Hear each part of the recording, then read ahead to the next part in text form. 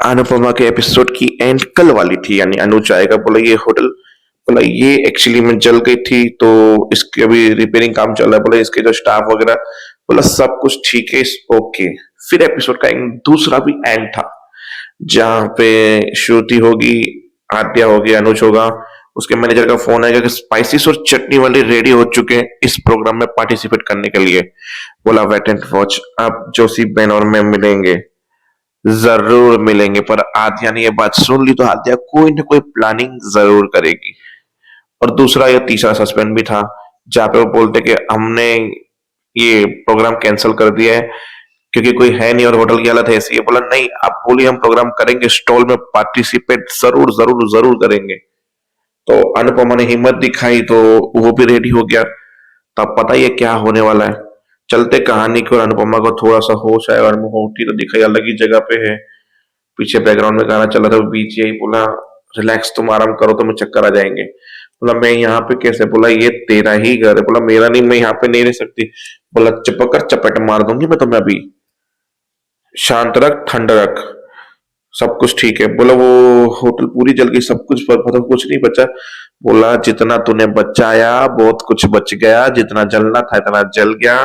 Insurance के paper करने गया है मेरा बेटा, सब कुछ रेडी करके कंप्लीट करके आएगा। बोला वो रात को वो भी आई थी मेरे को बचाने के लिए। बोला वो भी अच्छी है, ठीक है, किसी इंसान को कोई चोट नहीं पहुंची, तेरे अंदर भी धुएं चले गए थे फेफड़ों में, इसके लिए तुम बेहोश हो गई थी, बाकी सब कुछ ओके है। और जो होना था वो इंश्योरेंस कंपनी वाले देख लेंगे, चिंता की जरूरत नहीं है। पर तेरी बहादुरी की बात माननी पड़ेगी, तूने कैसे सब कुछ बचाया बहादुरी से। बोला सर को पता चल गया? बोला हाँ पता दिया उसको भी, तुम पे प्राउड है कि कैसे तुमने बचाने की कोशिश की चीजें अपने आप के को छोड़ के। तो रिलैक्स। बोला पर स्टोर रूम जल गया क्या? मेरा सामान था उसमें, मेरे बच्चों की यादें थी, मेरे फोटो थे, एक ही बैग था, मेरे पास कुछ भी नहीं था ये वो। बोला रिलैक्स रिलैक्स, उसने निकाल दिया था सामान और अभी वो सब कुछ फॉर्मेलिटी पूरी करने गया और तुम्हारा सामान लेने भी गया, आ ही रहा होगा इतने में उसका वो बेटा आ गया। बोला ये रहा आपका बैग सामान और सल्यूट। बोला सल्यूट क्यों कर रहे हो मुझे? बोला आपने इतनी बहादुरी का काम किया, इसके लिए सल्यूट तो बनता है, भाई भी आपकी तारीफ कर रहे थे। सब कुछ ओके, चिंता करने की जरूरत नहीं है, आप फिलहाल में यही रहिए, मैं नीचे ब्रेकफास्ट में इंतजार कर रही हूँ, तो फटाफट फ्रेश होके आ जा। बोला आप इसे अपना ही घर समझिए और कुछ दिन यहीं पे रहिए। अनुपमा शौक होगी ये सब कुछ कैसे हो गया, क्या हो गया। फिर रात के सीन था एक जहाँ पे श्रुति और आदि यहीं उस टेका लेके बैठे और बोले आप हर्ट हुए ना? उन्होंने अनुपमा का नाम लिया। बोला नहीं, जस्ट वो 26 साल पहले प्यार करते थे, 3 साल शादी का रिलेशन, इतना लंबा प्यार था, हर इंसान को एक याद होती है दिमाग में। मुझे बुरा नहीं लगता पर अजीब लगा कि इतने दिनों के बाद कैसे याद किया इन्होंने।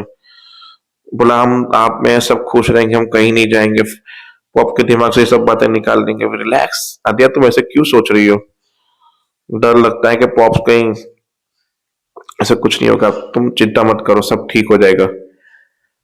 फिर वो अनुज भी सोच रहा है कि मैं अब जोशी बहन से कैसे मिलूं, अपना काम करा। फिर वनराज शाह की बारी आई जहाँ पे टिट्टू अब निकल रहा था तो पाखिया ही बोला कि तुम थोड़ी देर रुक जाओ ना यहाँ पे। बोला तो ये तीखी मिर्ची इतनी मीठी क्यों बन रही है? हाँ वैसे क्या काम था तुम्हें? बोला मैं सोच रही थी कि मेरा जो स्टूडियो है उसका तुम प्रमोट करो, मेरी प्रोडक्ट्स को प्रमोट करो, तुम ब्रांड एम्बेसडर बनो उसके, और उसका जो भी बेनिफिट्स होगा मैं तुम्हें दे दूंगी, तो हम बैठ के, बोला वो तो चीज मैं बाहर रह के भी कर सकता हूँ ना, मुझे यहाँ रहने की थोड़ी जरूरत है। इसलिए मैं यहाँ रहोगे तो हम डील डिस्कशन कर सकेंगे, बेनिफिट डिस्कशन कर सकेंगे, बहुत चीजें होगी जो हम डिस्कशन कर सकेंगे। वैसे भी मैं चाहती हूँ कि तुम यहाँ रहो, मुझे तुम्हारी केयर हो रही है। टिट्टू समझिए ये तो इनडायरेक्टली लाइन मारने की कोशिश कर रही है मुझे पाकि। फिर पीछे डिम्पी आ गई इतने में। बोला डिम्पी तुम ही कौन है इसको भी रुक जाए, मेरी बात तो नहीं मान रहा, तुम्हारी बात शायद मान जाए। आई थिंक टिट्टू को जाना चाहिए यहाँ से, उसके लिए वही सही रहेगा। यू आर राइट डिम्पी, मुझे यहाँ से जाना ही चाहिए। फिर बाहर गया वनराज आया। बोला मैं जा रहा हूँ। बोला मैं रोकूंगा भी नहीं। बोला पर मैं जाना ही चाहता हूँ, आपके रोकने से रुकूंगा भी नहीं मैं। बोला मैं रोकने की कोशिश भी नहीं करूंगा। But thank you. किस चीज के लिए? मैं जिस जिसके लिए पल पर तड़पता हूँ, पल पर मरता हूँ, उसकी केयर करने के लिए, उसको देखभाल करने के लिए, इस चीज के लिए थैंक यू। बोला हाउ डू यू, वापस से शुरू हो गया। बोला मैं तो डिम्पी की लाइफ से कभी जाऊंगा नहीं, इतना बात याद रखना। फिर वो दो बच्चे आए, बोले ये मैजिकल अंकल जा रहे हैं पर अब क्या करेंगे, हम तो उनसे बातें की, मीठी पा का सर दर्द हो रहा था तो काव्या की बेटी आई, उसको सर में दर्द दबाया। बोला अच्छा फील करोगी आप। बोला नहीं नहीं बेटियां नहीं दबाती हैं। बोला नहीं बच्चा अच्छा लगेगा बा आपको, क्योंकि मैं हॉस्टल में भी दबाती थी ना किसी के, तो वो बोलते तुम्हारे हाथों में मैजिक है, सर दर्द गायब हो जाता है। फिर बा ने गले लगाया, बैठाया, बोला तुम अभी आराम करो कोई बात नहीं। फिर काव्या ने दिखाई सब सीन। बोला धीरे धीरे मेरी बेटी सबका दिल जीत तो लेगी, इतना मुझे पता है। तो अब देखते हैं और आगे होता क्या है कहानी में। देखने के लिए देखते रहिए सीरियल अनुपमा, तब तक के लिए